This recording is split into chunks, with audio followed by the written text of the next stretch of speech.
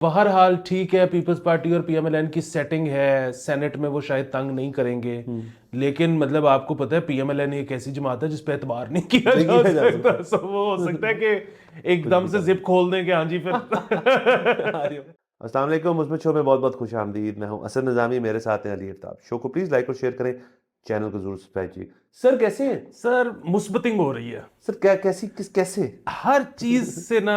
अब मुझे नजर ही सिर्फ मुस्बत चीजें आनी शुरू हो मतलब गई मुस्बतनेस ऊज कर रही है आपके अंदर से बाहर आ रही है। मेरे को ना ट्रेनिंग देखे कि 100 एपिसोड लगते हैं, माइंड आपका ट्रेन हो जाता है। सर मेरे ख्याल में इस शो से और कोई शख्स कुछ ले ना ले, ये आउटलुक हो जाए कि आपको अभी ताजे ताजे छितर भी पड़े हैं ना, आपने उसमें से कोई पॉजिटिविटी निकाल दी। वाह। वो क्या ही होगी वो हमें बंदा बताएगा, लेकिन कुछ ना कुछ निकल आता है। सर आपको पता है, हमें कम मिसाल है इस चीज की। सर ये हुआ है ना, वो थोड़े दिन पहले जब मैं आपको बता रहा था कि दफ्तर में चोरी हो गई, तो वो डॉक्टर साहब का नुकसान हो गया काफ़ी, फाद अली का। तो मैंने उनको कहा कि जी वो कितने की फटी लगी और ये बड़ा मसला है, बड़े, अब मैं ज़ाहिर है हमदर्दी कर सकता हूँ ना। तो उसमें उन्होंने कहा कि नहीं यार, ये देखो ना कि इससे भी ज़्यादा नुकसान हो सकता था, हम क्या कर लेते, वाह। ये तो कम हुआ है। यार देखो, ये दफ्तर, अब इस दफ्तर की हवाओं में मुस्बतनेस है। मुस्बतनेस समा गई सर है। वाह, यानी कि कोई अगर बहुत बहुत ज्यादा टेंशन में हो, इधर आ जाए बिल्कुल। और खुश होके जाए। वाह। सर आगे बढ़ते हैं। कुछ खबरें हमारे पास हैं, कुछ जनरली सबके पास हैं, पहले हमारी वाली डिस्कस कर लेते हैं।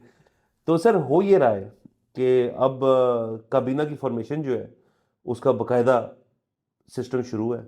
बहुत सारे नाम हमें पता चल गए, वो हम डिस्कस करते हैं। एक तो हमारे जो औरंगजेब साहब हैं एचपीएल के, उनका तो अब तमाम मीडिया पे आ रहा है, लेकिन इसका क्रेडिट हमारे शो को जाता है कि हम सबसे पहले से हम ये बात कर रहे हैं। उन पे भी आता हूँ, उन पे भी टेक्निकलिटी उस पर आते हैं, लेकिन मैं बात करना चाहूँ यूसुफ रज़ा गिलानी साहब की। मुझे पता चला है कि हाथ हो गए। अच्छा, अब ये अगेन जिस जो मेरी सोर्स है वो उस तरह से तो वो है तो बहुत रिलायबल, लेकिन आगे जाने वाले दिन में इतनी चीज़ें इतनी जल्दी तब्दील हो रही हैं। मैं आपको इस वक्त का बता रहा हूँ सीन क्या है। तो गिलानी साहब सेनेट चेयरमैन के लिए फेवरेट थे, उसके बाद वो फेवरेट नहीं रहे। हमने अपने शो में बात की कि वो किसी और को अप्रोच किया जा रहा है, किसी और को एज सेनेट चेयरमैन करना चाह रहे हैं। अब टेक्निकलिटी इसमें ये है कि जब वो इलेक्शन लड़ ली उन्होंने और वो जीत गए, मतलब अभी तक वो तैमूर मलिक साहब की नज़रों में वो इलेक्शन सही नहीं हुआ और वो उसको कंटेस्ट कर रहे हैं। उनका फैसला जो है वो इलेक्शन कमीशन में अभी तक महफूज पड़ा है, उनको बताया नहीं अभी तक क्या है, तो वो ज़रा लंबा चल रहा है। गिलानी साहब ने ये किया कि वो मतलब रिटर्निंग कैंडिडेट बन गए, वो मतलब हलफ ले लिया उन्होंने। सो अगर आप सेनेट में हो और आप हलफ भी लें तो आप दोनों चीज़ें नहीं रख सकते। सो सेनेटरशिप से उन्होंने अपना ख़त्म कर दिया। अब मसला ये हुआ है कि पीपल्स पार्टी कोई की पोजीशन नहीं ले रही कैबिनेट के अंदर। पीपल्स पार्टी जो है वो किसी को नहीं कुछ ना मांग रही है ना दे रही है, तो गिलानी साहब को कुछ नहीं मिल रहा।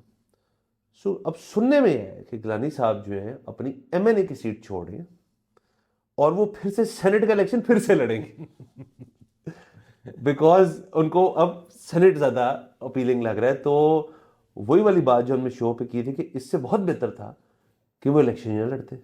सो अब उनको एक जगह जहाँ पे बाई इलेक्शन होगा वहाँ पे ज़ाहिर है तैमूर साहब फिर से अपना करने की कोशिश करेंगे। अब वो तो देखेंगे जब भी होगा, लेकिन सेनेट के अंदर मुझे लग रहा है सर बड़ी खिचड़ी पकने लगनी है कि ये सेनेट चेयरमैन की हद तक भी, और गिलानी साहब अब वहाँ पे फिर से अपना उनको सेनेटरशिप का इलेक्शन लड़ना पड़ेगा। सर असल में ना होता ये है कि गिलानी साहब की सेनेट में जो मुद्दत रह गई थी वो रह गई थी 3 साल। ठीक है, अब अगर ये दोबारा इलेक्ट होते हैं तो ये 6 साल के लिए हाँ होंगे। जी। अच्छा, लेकिन फिर वही बात है कि जिस तरह से एक एडवांटेज उनको ये अभी भी है कि अब अगर बाई इलेक्शन होते हैं, बाई इलेक्शन में वो किसी को भी खड़ा करते हैं। हाँ ठीक है, बाई इलेक्शंस में हुकूमती पार्टियों को वोट अमूमन ज्यादा पड़ता हाँ है। जी। मतलब एक होता है बाई इलेक्शन जो कि जनरल इलेक्शन से साल पहले होता है, 1.5 साल पहले होता है, उसमें लोग भड़ास निकाल देते हैं। अभी तो जनरल इलेक्शन हुए हुए महीना नहीं हुआ। हाँ जी। ठीक है, बाई इलेक्शन में लोगों को है कि यार आगे 5 साल हमने गुजारा करना है, जी। ऐसे बंदे को लेके आओ जो फंड लेके आए। हाँ तो इसलिए एक तरह से तो ये फायदेमंद हो गई बात कि अब जो पहले जिस तरह नेक टू नेक गया है तैमूर साहब का और गिलानी साहब का, इस दफा गिलानी साहब का जो भी कवरिंग कैंडिडेट होगा वो उसको बड़ा ठीक ठाक एज होगा। होगा। लेकिन फिर भी वही वाली बात, ये सारा कुछ करने की जरूरत नहीं थी बिल्कुल भी। क्योंकि बहरहाल ठीक है, पीपल्स पार्टी और पीएमएलएन की सेटिंग है, सेनेट में वो शायद तंग नहीं करेंगे, लेकिन मतलब आपको पता है पीएमएलएन एक ऐसी जमात है जिस पे एतबार नहीं किया जा सकता। सो वो हो सकता है कि एकदम से जिप खोल दें कि हाँ जी फिर ऐसा बात कर लेते हैं जरा, जो कैबिनेट बनने को जा रही है। अच्छा, एक तो हमने फाइनेंस वाले की बात की थी, और उनकी टेक्निकलिटी ये है कि वो है ड्यूल नेशनल।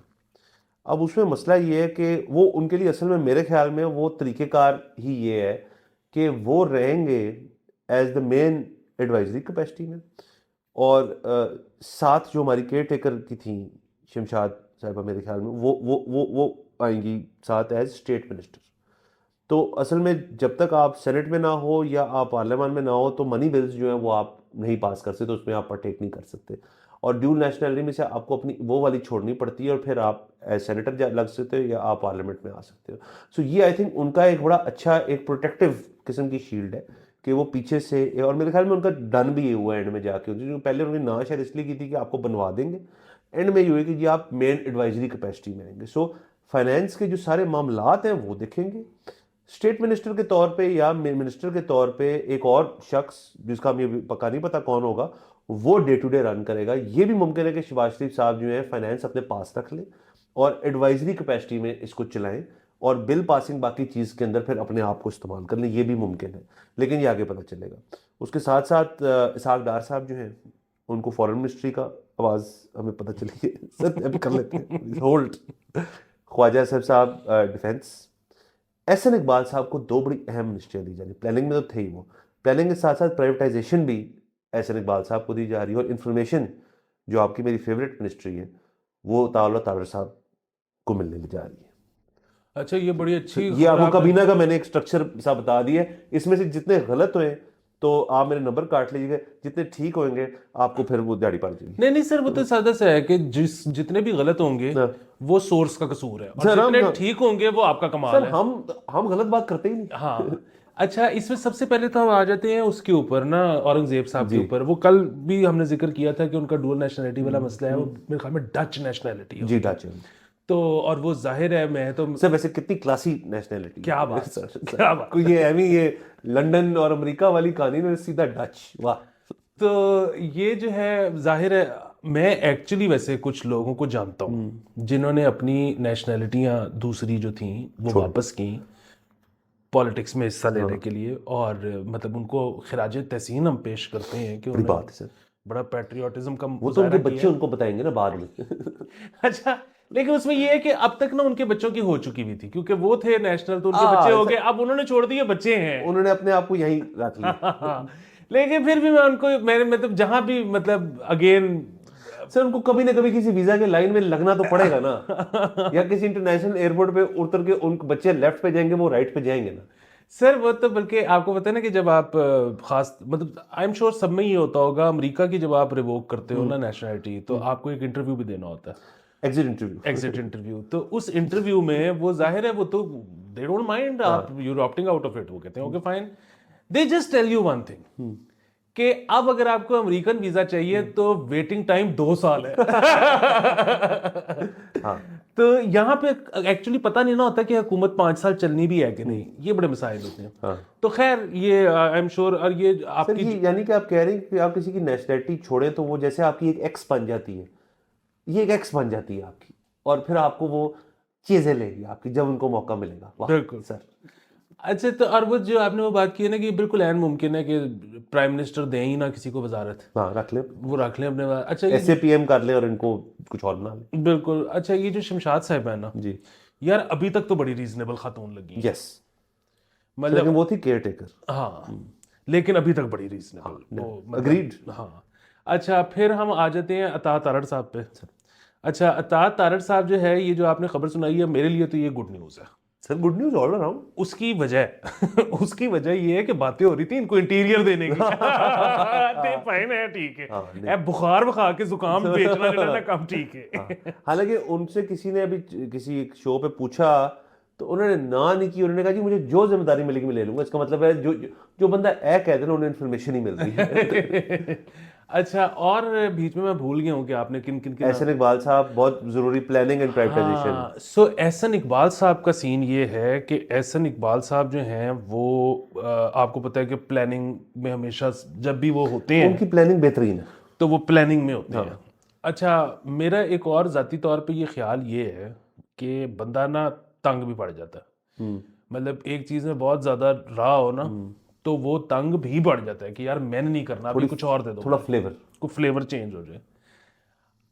सो मेरा अंदाज़ा ये है कि अगर उनको प्लानिंग दी जा रही है ना तो शायद उन पे फोर्स की जा रही होगी कि आप ये लें।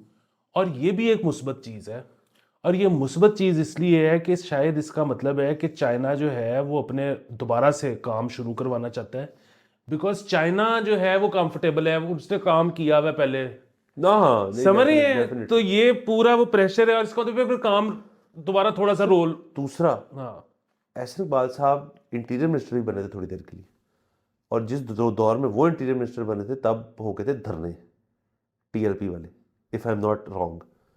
तो वो भी जरा सोचें कि वो शायद इंटीरियर नहीं चाह रहे होंगे फिर से, तो वो प्लानिंग में शायद खुश ही होंगे, रहने दे, ठीक है। अच्छा, पीछे क्या रह गया, हमने क्या नाम लिया था? सर वो है ख्वाजा आसिफ साहब, डिफेंस, वो तो पहले भी था, वो अभी भी है, उसमें कुछ नहीं, ये अभी तक थोड़ी सी हमें मिली है। बाकी एमक्यूएम जो है, डिफेंस मिनिस्टर तो चाहे आप मुझे बना दें, मतलब जितना को काम उसमें करना पड़ता है ना वो मैं कर सकता हूँ। हाँ। सर लेकिन मैं देखे ना चाह ये रहा हूँ कि इंफॉर्मेशन की हद तक अगर बात कर लें तो अता तारक साहब जो है वो मुकाबला तो पूरा पूरा करते हैं पीटीआई नहीं, वो थोड़ा एक्स्ट्रा ही कर लेते हैं, वो मुकाबले में थोड़ा आगे निकल जाते हैं। देखिए ना, हमें आदत है परवेज साहब की, फिर उसके बाद हमें मरियम औरंगजेब साहिबा की आदत है, उसके बाद हमें आदत है फवाद चौधरी साहब की। अब देखिए ये बड़े वेरिएटेड किस्म के इंफॉर्मेशन मिनिस्टर्स हैं। अब इनका अगर तो कोई खुलासा निचोड़ अगर निकल आए ना तो मेरे ख्याल में ये इन तीनों की कॉम्बिनेशन एक इंफॉर्मेशन मिनिस्टर में बड़ी ज़बरदस्त है। सो अता तारक साहब अगर ये कर पाए तो बहुत अच्छा है, मतलब ठहराओ परवेज साहब का, बयानबाजी फवाद चौधरी साहब की, प्लानिंग मरियम औरंगजेब की, तो इंफॉर्मेशन अच्छी चला सकते हैं। अच्छा, अब सर ये जो अता तारक साहब है ना, इनसे लोगों को बहुत शिकवा है, और वो गिला शिकवा ये है कि जी बहुत खुल के बोलते हैं। मतलब कई दफ़ा वो जो है ना एक बैरियर क्रॉस कर जाते हैं, इशारेबाजी भी कर लेते हैं, वो आपको कॉन्स्टिट्यूशन के साथ वाली तस्वीर आपको याद होगी। अच्छा, लेकिन अब जाहिर है ये जो मसाइल हैं, एक तो ये है कि मैंने ये देखा है ज़िंदगी में कि अमूमी तौर पे, खैर इसमें एक्सेप्शंस भी हैं, जब किसी के सर पे कंधों पे जिम्मेदारी पड़ती है तो वो बजाय के मज़ीद जो है वो बर्जस्ता होने के, वो ज़रा ना ईजी हो जाता है ज़िंदगी में, वो ज़रा ठहराओ। ठहराव आ जाता है। तो एक तो शायद हमारी ख्वाहिश ये है कि जी इनमें भी ठहराव आ जाएगा। दूसरी चीज़ ये है कि इनकी एक बहुत अच्छी बात है, एक्सेसिबल है। हाँ, सो आप इनसे रब्ता करें, ये आपको मिल जाएंगे। Very good. तो ये चीज़ बड़ी इंपॉर्टेंट होती है इंफॉर्मेशन मिनिस्टर के लिए। सर काम ही है। उसकी वजह ये है कि सर जो मेरे ख्याल में हमने अपनी ज़िंदगी का, मतलब जाहिर है पहले हमें नहीं पता क्या कुछ हुआ है, अपनी ज़िंदगी का जो हमने वर्स्ट इंफॉर्मेशन मिनिस्टर देखा था वो था कायरा, बदतमीज, जी। इनएक्सेसिबल। तो आपने इस इंफॉर्मेशन मिनिस्टर का क्या करना है जो बदतमीजियां करता फिर और आपको साहब मिल ही नहीं मज़ेदार रहा? बात तो आपने जिक्र कर दिया, तो कायरा साहब जब आउट गोइंग थे और केयर टेकर मिनिस्ट्री आई थी, तो मेरे वालिद साहब मरहूम जो है वो केयर टेकर इंफॉर्मेशन मिनिस्टर बने थे, और उनको पहले दिन जब वो बने थे तो मैं उनके, जब उन्होंने हलफ लिया था मैं साथ गया था उनके, तो रात को हामिद मीर ने शो पे बुला लिया। उस शो पे पूछते हैं कि आर साहब आपकी के इंफॉर्मेशन मिनिस्ट्री को कैसे लेके चलेंगे, आपके क्या ख्याल है? वो कहते हैं मेरे ख्याल में इंफॉर्मेशन मिनिस्ट्री होनी नहीं चाहिए, इससे ज़्यादा कोई चीज़ ही नहीं है कि ये क्या, ये मिनिस्ट्री क्यों बना ली, इसकी क्या क्या तुक है इसका। तो कुछ ये भी एक जर्नलिस्ट और सीनियर जर्नलिस्ट काफ़ी हैं, वो कहते हैं कि यार आपके पास इसकी मिनिस्ट्री क्या, आपके स्पोक्समैन होते हैं तो स्पोक्समैन होते हैं, क्योंकि सर देखिए ना, हर डिपार्टमेंट का तो अपना स्पोक्समैन होता है, हर महकमे का अपना स्पोक्समैन होता पीआर है। होती है उनकी अपनी हाँ, होती है। तो ये मतलब आपको एक ओवरऑल इंफॉर्मेशन मिनिस्टर चाहिए क्यों है? और ये तो और एक दौर में ये होता और था। सूबों में भी है, हाँ, हर सूबे का अपना इंफॉर्मेशन मिनिस्टर। एक दौर में ये होता था कि बेसिकली शायद इंपॉर्टेंट मिनिस्ट्री इस तरह भी थी कि शायद इसका काम ये होता था शायद कि इसने पीटीवी चलाना है। पीटीवी सर अब्जॉर्ब हुई थी इंफॉर्मेशन मिनिस्ट्री से मेरे ख्याल में ज़िया-उल-हक के दौर में। हाँ, सो मसला ये है कि अब तो पीटीवी, मतलब फिर वही बात है कि वो पीटीवी भी बगैर इसके चल जाएगा, और दूसरी चीज ये है कि उन पीटीवी चले ना चलेगी सॉरी यूब खान के दौर में। मैं सर हिस्ट्री जरा भाई की थोड़ी रफ है, कोई बट ऐसा मैं मसला उनमें से एक में से दो जिन्होंने पीटीवी, सर पीटीवी तो, लेकिन सर बहुत लोगों को ये नहीं पता कॉन्सेप्ट क्लियर होने चाहिए, तारीख बेशक था, आगे तरीका पीछे गलत हो हो जाए। सर। सर आपको पता है पीटीवी लोग जो सुनते हैं पीटीवी के बारे में, पीटीवी आपको पता है कभी भी फुली पब्लिक वेंचर नहीं था, पब्लिक प्राइवेट वेंचर था। बट सर पीटीवी किसी और दिन बात करेंगे वाह। प्लीज, फिर मेरा मेरा अपना वो छेड़ देते हैं आप पीटीवी कह के, आप जान के करते हैं। सर मैं तो उनके साथ मुकदमेबाजी में हूँ, आप हाँ भी हैं। अच्छा, मैं भी हूँ। अच्छा, तो क्या बनो उसके इसका। सर वो चल रहा है। सर चलने दे उसको। अच्छा चलिए, ये काबीना की हद तक बात होगी। थोड़ा और आगे चलते हैं। तो केपी में कुछ चीज़ें हुई, उनकी भी काबीना हमारे सामने आई। उसमें सिर्फ ये बात थी कि सब जो तमाम पीटीआई के लीडर्स हैं उनके भाई बहन हमें नजर आए हैं उसके अंदर। तो जो है हमारे सीएम है, उनका भाई भी है, गंडापुर साहब के भाई भी हैं कुछ उसमें अंदर। मरवत साहब के को भाई जो है वो भी उसके अंदर हैं, और दीगर और कुछ नाम मैंने पढ़े थे कि ये जो है केपी की जो मिनिस्ट्रीज हैं, ये उन्होंने आपस में ही यस कर ली। तो ये तो चीज़ अच्छी नहीं लगी, और पीटीआई तो हमने सुना था कि इस चीज़ के खिलाफ है, तो फिर ऐ की कीता है। सर जिस तरह से आपने कहा ये यस कमांडो है। लेकिन सही है सर, बात ये है कि उनके भाई जिनके भी भाई हैं उनको अगर मिनिस्ट्री मिली है तो जाहिर है वो भी वोट लेके आए हैं। तो जाहिर है एक कॉन्स्टिट्यूएंसी तो ऐसी थी ना जो चाहती थी कि यही सब कुछ बन जाए। देखें, आपने अपने हल्के में जिस बंदे को वोट डाला, आपकी तो ख्वाहिश थी ना कि ये प्रेसिडेंट ऑफ यूनाइटेड स्टेट्स लग जाए। वाह। ठीक है, तो वो मिनिस्टर लग गया तो आपको क्या प्रॉब्लम है? ठीक। तो ये सर ओके है, ये सर ओके मुस्बत है। सर, हम इस तरह से नेपोटिज्म और फेवरेटिज्म और मारूसियत, जो मारूसी, हम उसके इस तरह से खिलाफ नहीं, हम तो इसमें शोज कर चुके हैं। तो बट मैं social media point of view से कह रहा हूँ कि आपने फिर मवाद दे दिए दूसरी पार्टी को, उसको भुगते फिर बैठ के। बिल्कुल ये है। और दूसरा इसमें ना मैं बहुत माजरत ख्वाह हूँ कि एक वो हमें कमेंट आया हुआ था और वो मैंने उनको लिखा भी कि हम मंडे को जवाब देंगे, फिर आज वेंसडे हो जी। गया, थर्सडे हो गया, तो वो मैं नाम भूल गया हूँ जिन साहब ने किया था। लेकिन सवाल मुझे याद है, और वो ये था कि यार आप बार बार मौत का मंजर दिखा रहे हो कि पीटीआई की हुकूमत आ गई है केपी में, बेड़ा गर्क हो जाएगा, ये हो जाएगा, वो हो जाएगा। भाई वो तीसरी दफा जीते हैं, तो वो कुछ ठीक ही कर रहे होंगे तो जीते हैं ना, तो आप एमी नची जा रहे हो। तो वो अब अब्दुल्ला की शादी में बेगाना दीवाना वटेवर जो भी होता है। अच्छा, वो प्रॉब्लम ये है कि वो केपी में तो ये भी फिर किसी नशिस्त में रखेंगे कि केपी और में वोटिंग किस तरह होती है। मतलब मैं ये नहीं कह रहा कि गलत तरीके से होती है, जी। बिल्कुल ठीक होती है, लेकिन वहाँ के जो है वो लोग क्या एस्पायर करते हैं, वो किस तरह से वोट देते हैं, ये सारा कुछ लेता। लेकिन जो प्रॉब्लम है ना, वो प्रॉब्लम ये है कि केपी में वोट लेके पार्ट मतलब आप सूबा जीत के भी आप फेडरल में तो हुकूमत नहीं बना सकते, उसके लिए तो आपको पेनिट्रेट करना पड़ता है पंजाब में। और हम तो चाहते हैं कि पंजाब के भी टोटे हों हाँ जी। ताकि ये मसला खत्म हो। लेकिन जब तक ये मसला है तब तक वो तो आप देखें ना कि पीपल्स पार्टी तक से नहीं वो हो रहा। नहीं हो रहा। तो अब अगर केपी गवर्नमेंट एक डिजास्टर होती है तो पंजाब के लोग देख के उधर वोट नहीं करेंगे, हमारा ये प्रॉब्लम है। हाँ। सो केपी गवर्नमेंट चलाना अच्छी इसलिए जरूरी है क्योंकि वहां के लोग तो चाहे चौथी दफा भी वोट दे देंगे, इत्थे वाले नहीं देने लगे। नहीं नहीं, बिल्कुल आपने से ठीक है। और केपी कहते एक और भी चीज़ हुई है कि प्राइम मिनिस्टर मियां शहबाज शरीफ साहब का जो पहला दौरा था वो था केपी का, और वहाँ वो गए तो अली मीन गंडापुर साहब नहीं मिले उनको, और उनके भाई मिले उनको। वो नहीं थे वहाँ पे, लेकिन बताया उन्होंने क्यों नहीं वहाँ पे, और वो भी बड़ी मज़ेदार है। वो कहते हैं मैं इस्लामाबाद में हूँ क्योंकि मैं मिलने जा रहा हूँ खान साहब को डियाला जेल, तो आपको नहीं मिले। वैसे ये बड़ा सिंबॉलिकली किया उन्होंने कि जी मैं उनको मानता हूँ, आपको नहीं मानता, जो कि मेरे ख्याल में गलत है। हाँ, मेरे ख्याल में भी सिर्फ इसलिए कि मैं ये नहीं कह रहा कि लेट जाते। बात ये है कि यहाँ पे एक काली पट्टी बांधी जा सकती है, अलामती एहतजाज हो गया, मिले प्राइम मिनिस्टर को, हाँ अप्रूव कराएं प्रोजेक्ट्स, जी। शुरू करवाएं। बात ये है कि खान साहब तो बहुत इंपॉर्टेंट हैं, लेकिन वो जिस बंदे ने आपको वोट डाला है वो नहीं इंपॉर्टेंट, ओदे काम कराओ। तो कम कराओ सर। और बाकी देखें सर, जो जो चीफ मिनिस्टर होता है ना, हमने मान लिया एक सूबे का चीफ मिनिस्टर होता है, वो सूबाई हद तक उसने काम करना होता है। लेकिन तमाम चीफ मिनिस्टर्स का जो भी ऊपर मिनिस्टर होता है वो प्राइम मिनिस्टर होता है जो पूरे मुल्क का होता है।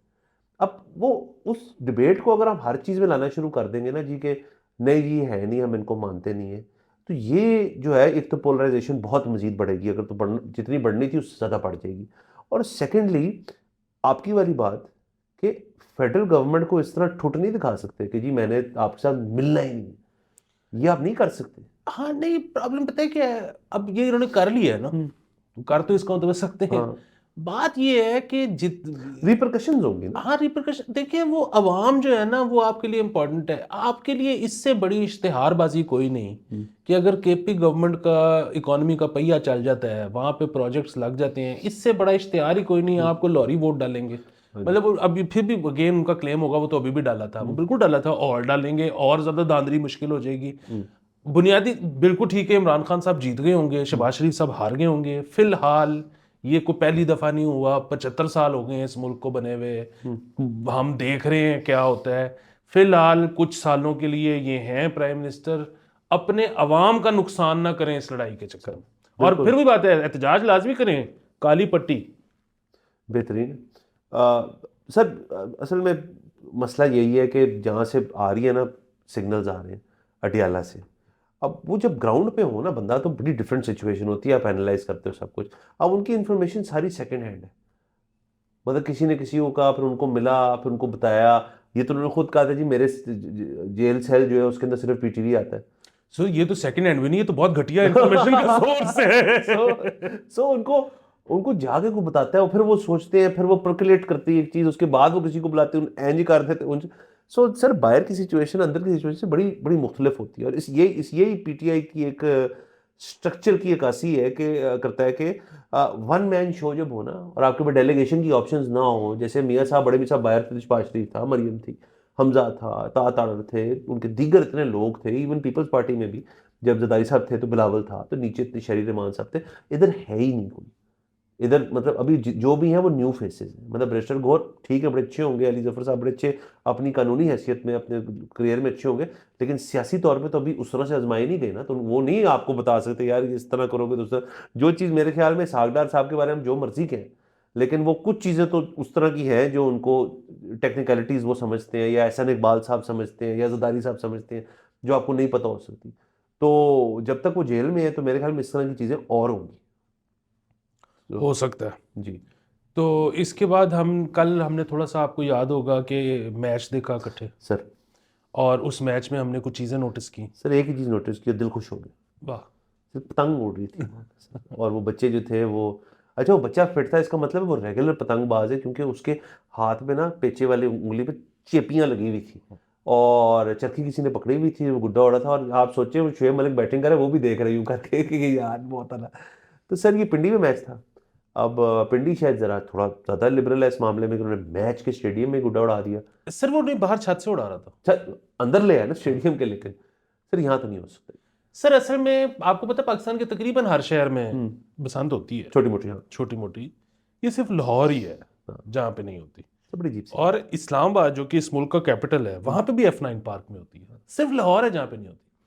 और ये मैं आपको फिर अगेन वही बात बता रहा हूँ कि मैं ये नहीं कह रहा कि इसमें खतरा नहीं होता, मतलब एक तो ये बड़ी, ये हम कर चुके हैं, 50 करोड़ दफा बात कर चुके हैं कि किस तरह से आप इसको रेगुलेट कर सकते हो। डोर को हम इसमें नहीं जाएंगे, लेकिन मैं कहता हूँ आपसे वो भी नहीं होती। जल्लो पार्क में हम कर सकते हैं ना, तो जल्लो पार्क में तो कोई मसला नहीं होगा, ठीक है, कोई केमिकल से भी उड़ा लेगा तो मोस्ट प्रॉब्ली कोई मसला नहीं होगा। ये इधर अब वहाँ यहाँ पे ना, माने ना माने, प्रॉब्लम वही हो जाता है इधर कि जी हिंदू त्यौहार है, और कोई प्रॉब्लम नहीं। और ये लाहौर का मसला। सर मैं तो वैसे अगर मैं एडवाइस दे सकूं, हमारी नई जो सीएम पंजाब में मरियम नवाज साहब, यकीनन उनने भी अपने बचपन में, जवानी में, अब जवानी है वैसे, मतलब उस तरह से तो नहीं, नॉट दैट ओल्ड, बट देखी होगी बसंत, बहुत सारी देखी होगी, चीज़ें देखी होंगी, इंजॉय करती होंगी। अगर तो उन्होंने दिल जीतने हैं ना यूथ के, एक काम है करने का, पसंद करा दें। उस पर आज से प्लानिंग शुरू करें, अगले फरवरी में करा दें। हम नहीं कह रहे अभी करें, हालांकि अभी भी सीजन है, अभी करा तो बेस्ट हो जाए, लेकिन अगले में करा, दिल जीत जाएंगे। मैं सर आपको, मैं कुछ सोचे समझे बगैर ये बयान दे रहा हूँ कि आपका वोट बैंक इंक्रीज हो जाएगा। सर ये इस तरह से, आपकी बात मैं तो मानता हूँ, ये इस तरह से सोचते नहीं ना, क्योंकि यही जो मैं आपको एतराज़ बता रहा हूँ, ये जिनका एतराज़ है वो भी एक तादाद में। हाँ, सो प्रॉब्लम वही है ना कि, और लाहौर जो है ना वो बड़ा सर हालांकि अजीज है सबको। लाहौर जो है वो तो एक कल्चरल हब है हमारे पंजाब का, मतलब उधर सब कुछ है। सर वो कल ही हम बात कर रहे थे, तो मैंने एक फिक्रा दोहराया था कि जो आप कहते हैं ना मुआशरा खोल दें, तो मैंने उसके लिए सोचा कि मुआशरा जो इस वक्त कब्ज का शिकार है, उसमें देखिए ना आ रहा है, मतलब जगह जगह से हो रहा है, लेकिन फिर रुकावटें हैं, फंस जाता है। तो जब तक मेरे ख्याल में कोई जबरदस्त किस्म का लैक्सेटिव नहीं जाएगा ना, तब तक ये मसला हल नहीं होगा। तब तक जो आप चाह रहे हैं ना, जो खुल जाए बिल्कुल ही, उसका आई थिंक लैक्सेटिव, और लैक्सेटिव बहुत है, बसंत एक है। हम जो पहले बात करते हैं वैसे लानत भेजते हैं, लेकिन from monetary point of view आप दारू शारू वाली चीज़ करें अगर, यस, एक खबर हमारे पास और भी है, वो हम बाद में करेंगे, वो कैनबिस रिलेटेड है, वो भी खबर हो। ये सारे लैक्सेटिव्स हैं जिससे ये कॉन्स्टिपेशन निकल एक दफा खुल जाए। हाँ, फिर उसके बाद आपने और मैंने कहा था यार गारंटी हम कोई नहीं देते, उसके बाद अगर कोई बहुत ही कोई इस किस्म की चीज़ हो जिससे हम भी रियलाइज करें कि नहीं यार ये ठीक फैसला नहीं है, फिर हम भी मान जाएंगे। हाँ नहीं, वैसे उसमें कोई मसले नहीं है। देखें, कोई बंदा अगर गैर अखलाकी हरकत करता है तो उसके लिए सजाएं अलहदा है। जी। ठीक है, पूरी दुनिया में जो चीज़ खुली हुई है ना, इधर भी खोल लें। हाँ। और उसके बाद आप देखें कि ये हुकूमत इतनी मकबूल हो जाएगी, उसकी वजह ये कि अवाम खुलने को तैयार है। सिर्फ हुकूमत को लगता है कि मसला है, और हुकूमत के अंदर लोग हैं जिनको ये कि ये फलाने का त्यौहार है, ये फलाने का त्यौहार है। बाहर किसी को कोई फर्क नहीं पड़ता कि कौन कहाँ का त्यौहार है, लोग त्यौहार मनाना चाहते हैं। और जो नहीं मनाना चाहते वो ना मनाए। जो नहीं मनाना चाहते वो ना मनाएं। इसके अलावा लैक्सेटिव्स की आप बात कर रहे थे एक और, आप असल में मैच आपने कल देखा, आप रोज मैच नहीं नहीं देखते। सर। तो इन्होंने ये रिवाज जो शुरू किया ना कि गुड्डे पे फोकस कर दिया, फिर गुड्डे से गुड्डा उड़ाने वाले पे ले गए, हाँ। ये 2-3 दिन हुए हैं इनको शौक पड़ा है। हाँ। सो इन्होंने जो है वहां पे पहले दिखाना शुरू हुआ है कि वो स्टैंड्स के अंदर लोग खाना लेके जा रहे हैं, सर्वर्स। फिर ये चले गए, जो बंदा अंडा शामी बना रहा था उस पर जूम इन कर गया स्टेडियम के अंदर। अब ग्रेट, डायरेक्टर अच्छा मिला इनको। डायरेक्टर अच्छा है वो, और वो आपको पता है कि अंडा शामी जो है ना वो इंडिजिनस है, वो मतलब कोई बाहर से हमने नहीं लिया, नहीं, ये वो हमारी इजाद है। हमारी इजाद है, यस। लेकिन वहां पे मुझे एक चीज ये लगी कि भाई वो पूरी दुनिया देख रही है, अंडा शामी बनाने वालों ने कोई ग्लव ग्लूव नहीं थे पहने। ठीक है, खुले ही चल रहा था सारा कुछ। पीएफए का छापा। वो मैं कह रहा था कि एक तो वो भी, वो खा के भी हो सकता है कि आपका निकल जाए सारा कुछ। अच्छा, आपने एक एडिशनल लैक्सेटिव डाला है, वाह। सर वो लैक्सेटिव नहीं, वो बम है। वो वाला अंडा शामी है जो खा के 2 दफा मिर्चें लगती हैं आपको। तो ये जरा देख लें कि जाहिर है पूरी दुनिया देख रही है। Easy easy. जरा ग्लव्स। हाँ। सर क्रिकेट का आपने जिक्र किया, 2 और खबरें। पहले तो पाकिस्तान वाली कर लेते हैं, एक और जो कि मुस्बत है। वो पहले भी हुआ था जब हम इंग्लैंड की हमारी टेस्ट सीरीज थी, उससे पहले बॉयज़ गए थे आर्मी ट्रेनिंग कैंप में 10 दिन के लिए।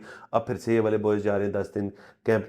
ठीक है, एक from a PR point of view, from an ISPR point of view बड़ा अच्छा होता है कि ये चीज़ हो जाती है। पिछली दफ़ा लेकिन ये मिसबा साहब ने जो थे वो डांड निकालना शुरू कर दिए, उन्होंने टेस्ट मैच के अंदर लॉर्ड्स के अंदर ही निकाल दिए थे। सर वैसे ज़बरदस्त था, सलूट करके उन्होंने किया था। तो अब देखें क्या करते हैं, और मुझे टेंशन हो रही है हसन अली से कि वो क्या करेगा, या बाबर तो मतलब थोड़ा सा धीमा है, लेकिन और रिजवान क्या करे। सर मुझे टेंशन हो रही है। वो टीम एक और टीम थी, ये टीम एक बिल्कुल बिल्कुल मुख्तलिफ टीम जा रही है। जी सर, ये दो धारी तलवार है, आपको नहीं पता ये किस तरफ चलेगी। उसकी वजह है ना, उसकी वजह ये है कि वो जो टीम यहाँ से गई थी तो उसने जो है उस दौर में रीजनेबल परफॉर्मेंस दे दी थी, इंग्लैंड में जाके जीते थे, तो जरा बल्ले बल्ले हो गई। अब आप सोचें कि ये ट्रेनिंग लेके निकले और जाके 5-0 हार आए, तो उसके बाद वो सारी जो गुड पीआर होनी थी वो सारी नेगेटिव हो जाएगी। पीआर सर ये भी हो सकता है, अहम मुमकिन है 10 दिन का ये है कैंप, कुछ 2-3 कहे यार साड़ी पास हो गई है, कुछ 5-6 दिन बाद वो कहे और खबर क्या आई है जी कि ड्यू टू इलनेस अंडा शामी एक वापस आ गया। तो सर ये भी बड़ा मसला है, ये भी पुठी पे सकती है। तो ये इसलिए मैं तो ये कहता हूं कि जो काम जिसका नहीं है ना उसमें बढ़ने की जरूरत ही नहीं। सर कि क्रिकेट टीम को आप रहने यानी कि दें। आप कह रहे हैं कि फिटनेस हमारी टीम का काम नहीं, तो वो ना करें। सर मतलब मैं ये कह रहा हूँ कि फिटनेस अगर उन्होंने करनी है तो वो फ्रिया तारिक के पास जाएं। ठीक है, वो मेरे पास आ जाए, आपका भाई भी लेवल 4 का ट्रेनर है। बाहर से उसको द रॉक को बुला ले, वो तू करा दे थोड़ी देर। तो उसके बाद होगा ये ना कि वो टीम जीतेगी तो उनकी तारीफ होगी, हारेगी तो उनको गालियां पड़ेंगी। अब मसला ये कि एक वो उड़ता तीर जा रहा है, आपने यूं करके हवा में से उछक ली है। आ जाओ। सर देखते कोई सर मुस्बत तो है ना, मतलब इस तरह कर हाँ हाँ, कोई एक्टिविटी तो हो रही है। सर तीसरी जो क्रिकेट की खबर थी वो बहुत ही मुस्बत है। हम तो एंजॉय करते हैं कोई नई किस्म की चीज़ जो है हर वक्त चलती रहे। इंडिया के अंदर उन्होंने शुरू किया T10 टेप बॉल लीग। सो टेपियों को मुबारक हो, और देखें सर टेपिये ही आगे जाए क्रिकेटर बनते हैं, और टेपियों का भी बड़ा आंख बड़ी सेट होती है टेपियों की सर। सर वो तो कमाल होती है। जो मेरा वाहिद इसमें प्रॉब्लम है ना, वो ये है कि इसको ज़रा डबल चेक कर लें कि ये टेप बॉल है तो बहुत अच्छी बात है, ये कहीं टेनिस बॉल ना हो, क्योंकि इंडिया में for some reason tape ball is not famous. वहाँ पे खेलते हैं लोग tennis ball. Tennis ball cricket. हाँ, ये एक सर हमें तो फर्क ही नहीं पता ना, टेनिस बॉल के ऊपर टेप ना चढ़ी हो तो हम तो उसको पकड़ के फिरते रहे बस ऐसे कि या की है। वो हमारे लिए तो वो स्ट्रेस बॉल होता है।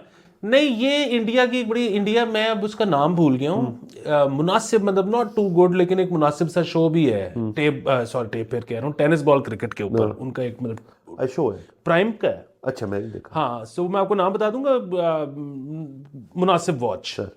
तो वहाँ पे ये मशहूर है, और ये जो है ना उतनी क्वालिटी क्रिकेट नहीं है।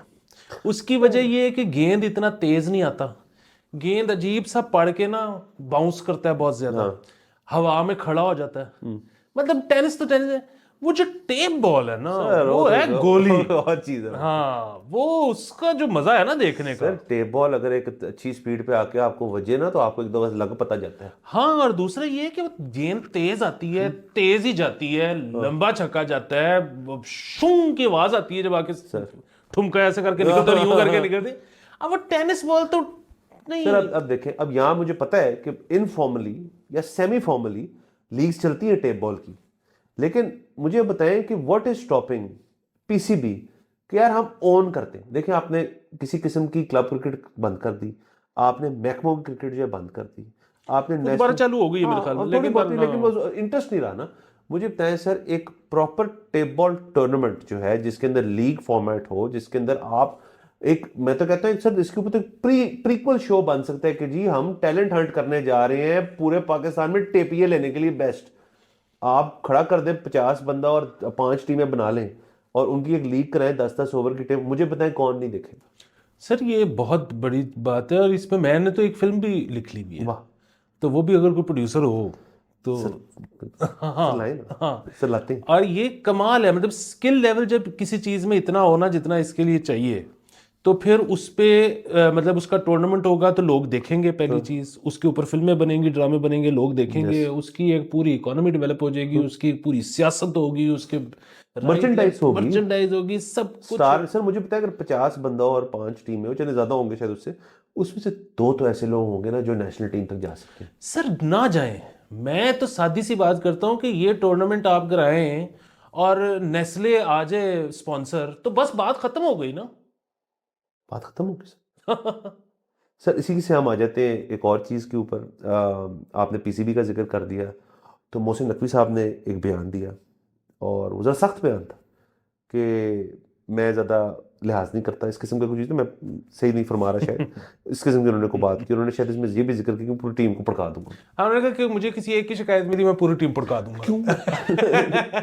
तो ये वो तड़िए जो स्कूल में मिलती थी कि एक ने काम नहीं ठीक किया तो सब खड़े हो जाके बाहर चल गए। सर ये बड़ा मुश्किल है। ये असल में वही वाली बात है कि ये आगे पीछे बयान आया है ना, ये वाला और फौजी ट्रेनिंग वाला, तो ये बेसिकली फौजी अप्रोच है। नहीं सर, एक और थ्योरी में नकवी साहब अभी निकले हैं चीफ मिनिस्टरशिप से, बड़ी लंबी, और उधर तो ऐसे ही काम होता है।